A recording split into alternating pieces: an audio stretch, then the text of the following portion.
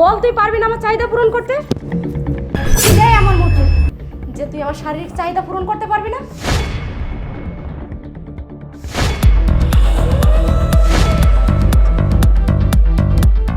বাহ, আর তুমি তুমি না পঙ্গু ছিল, তুমি উঠে দাঁড়ালে কিভাবে? শোনো, আমার মনে হয় না এই একই ছাদের নিচে থেকে তোমার সাথে আমার সংসার করার হবে। কেন? তোমার কিসের অভাব? তোমার যখন যা লাগতেছে আমি তো তোমাকে তাই দিচ্ছি। তোমার ভরণ পোষণ, যাবতীয় যা কিছু প্রয়োজন আমি তো সবই তোমাকে দিচ্ছি, তাই না? তাহলে তুমি কেন আমার সাথে এক ছাদের নিচে থাকতে পারবে না? তোমার মতো একজন অক্ষম স্বামীর থাকার চেয়ে না থাকাই ভালো। আর তুমি তো একজন পঙ্গু, অচল। তোমাকে দিয়ে আমি কি করব? যে পারবে না আমার শরীরের চাহিদা মিটাইতে, যে পারবে না আমার কোনো শখ আহ্লাদ পূরণ করতে। যদি তোমার আমাকে এতটাই খারাপ লাগে, আমার সাথে যদি তুমি সংসার করতে না চাও, আমার সাথে যদি তুমি এক ছাদের নিচে থাকতে না চাও, তাহলে তুমি চলে যেতে পারো। ছেড়ে যাব? কখনো না। এই বাড়ি থেকে আর তোমাকে ছেড়ে আমি কোথাও যাব না। প্রয়োজনে আমার চাহিদা পূরণ করার জন্য আমি কাজের ছেলের সাথে আমার চাহিদা পূরণ করব। পিন্টু, এই পিন্টু। জি ম্যাডাম, ডাকছেন? হ্যাঁ ডাকছি। কই ছিলে এতক্ষণ? ঘরে কাজ আছে তো, এই কারণে কাজ করতেছিলাম।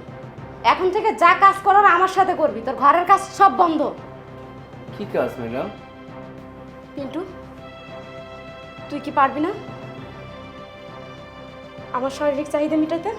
কি রে, বল তুই পারবি না আমার চাহিদা পূরণ করতে? কি নেই আমার মধ্যে যে তুই আমার শারীরিক চাহিদা পূরণ করতে পারবি না? সব কিছু আছে আমার কাছে।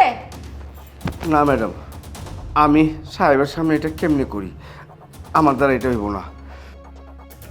তোর সাহেবের তো শুধু দেখার ক্ষমতা আছে, কিন্তু বলার ক্ষমতা আছে, কিন্তু কিছু করার ক্ষমতা নেই। না না ম্যাডাম, আমি এই কাজ করতে পারব না। ম্যাডাম, ম্যাডাম, ম্যাডাম,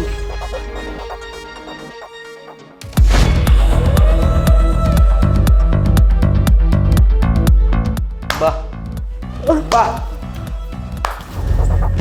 আমার দেখা ছাড়াও অনেক কিছু করার আছে, সেটা এখন তুমি দেখবে। আমার ভাবতেও অবাক লাগতেছে যে আমি তোমার মতো একটা মেয়েকে ভালোবেসে বিয়ে করে আমার পরিবারকে ছেড়ে দিয়েছি।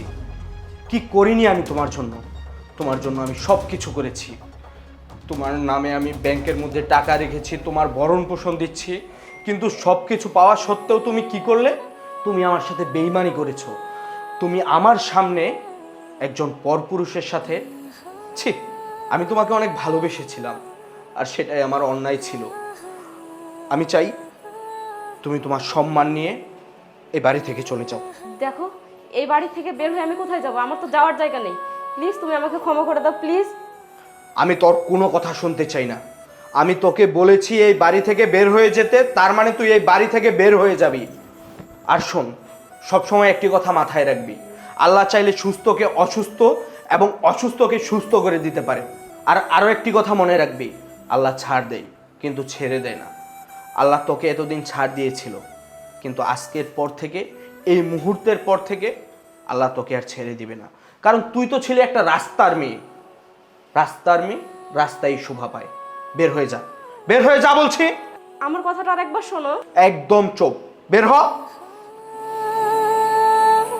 সাহেব, আমার তো কোনো দোষ নেই সাহেব। আমি জানি তোমার কোনো দোষ নেই, তুমি যাও কাজ করো।